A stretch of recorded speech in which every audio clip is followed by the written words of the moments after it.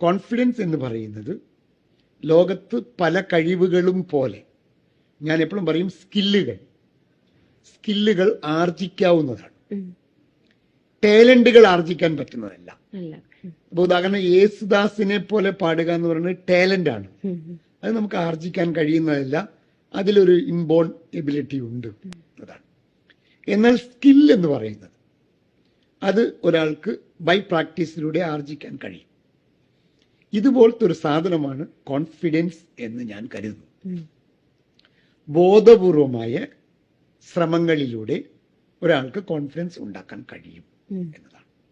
ഉദാഹരണം, പ്രസംഗിക്കാൻ ശേഷിയില്ലാത്ത ഒരാൾ പരിശീലനത്തിലൂടെ, പ്രാക്ടീസിലൂടെ പ്രസംഗിക്കാൻ എങ്ങനെ പഠിക്കുന്നുവോ അതുപോലെ കോൺഫിഡൻസ് ഇല്ലാത്ത ഒരാൾ നിരന്തരമായ പരിശീലനത്തിലൂടെ, പ്രാക്ടീസിലൂടെ കോൺഫിഡൻസ് ഉണ്ടാക്കാൻ കഴിയും.